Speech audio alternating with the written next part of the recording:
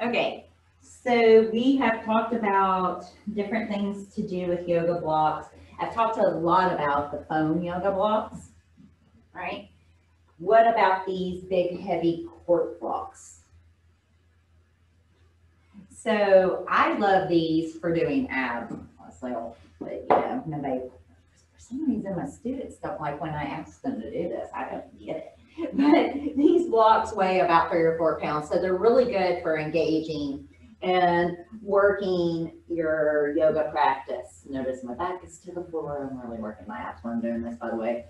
Also, they give you a sense of stability. So if you're doing something like a supported shoulder stand, let me get this out of my way, where I take my bum or my pelvis up onto the block and then take my legs to the sky, then I have this nice firm surface.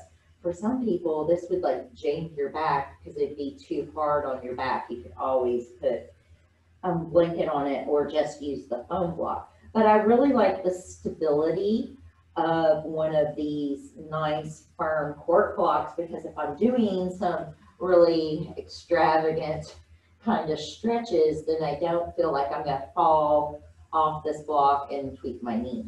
With that being said, I like to utilize this block for people who are new to yoga, for people who might have some balance issues, for some of our seniors.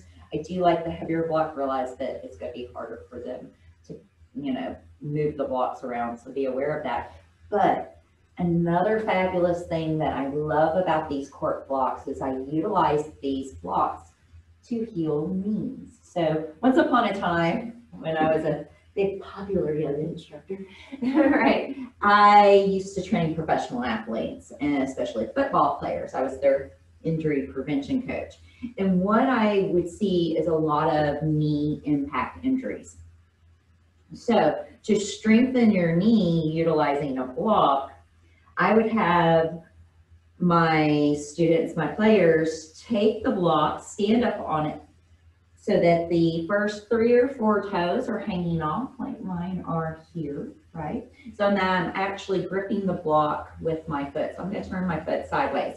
So look at the difference between, I have good arches, so sometimes it's hard to see, but I'll try to collapse. It's easier to collapse the arch when the foot is flat than building some strength with the toes curled around. So you can see how active my arch is down there. This will help heal your knees. It'll actually help heal foot problems, knee problems, hip problems by strengthening the foot.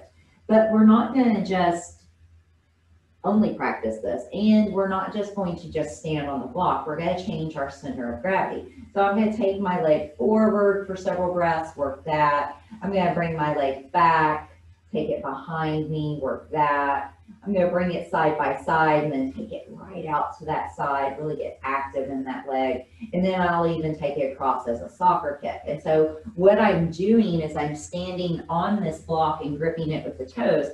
The other leg, as it moves around, will start to make different muscles in this standing leg work, right?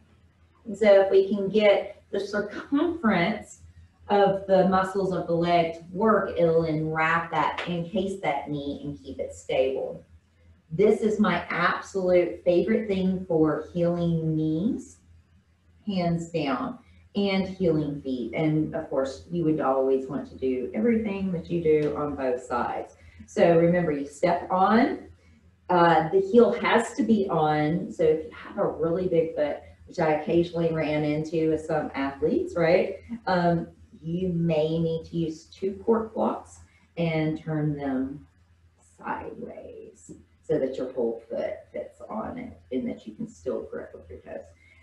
So that's one of the good things to do with a cork block for your standing balances to heal your knee. But you can also do that same thing for when you're in bridge pose. Now you could use a foam block, but I just like the cork blocks so that they don't slide and that you can really grip and get a firm foundation in your feet. But all your bridges and your back bends, you can get that nice engagement so that you're really pushing those feet down if you're gripping with those toes, all right? So the caveat is that you don't practice like that forever, right? Because eventually you'll come onto the other side of it where your toes are already always clenched in, right? These are tools to learn awareness, to build muscle and to create realignment. Once you have that, you no longer need it. Example, we hear so many pose cues and so many tips and adjustments in a class, and it depends on the teacher and the genre you go to, what they're telling you. And it's because we have different body types. We have people who, like me, who look like they just came off of a gymnastics dismount, tits forward, butt back, right? And then we have some people whose knees roll in, their knees roll out. And so what we are looking for is creating a balance. And whenever I'm utilizing a block, I'm utilizing it to get to that balance, because eventually you'll go far past it. Example, we are told constantly not to let our knee roll out when we are in our warrior positions, correct? What I see now, or not let our knee roll in, excuse me. All right, squirrels. All right, so not to let your knee roll in when you're in your warriors. So I see yoga instructors for years who have pressed their knee outward, right? What happens is that their knee is now gone way past the point where they should have been in the first place. So we're always looking for baseline. When you hear cues in a yoga class, try it and then see if it brings you into the alignment that the yoga instructor is talking about.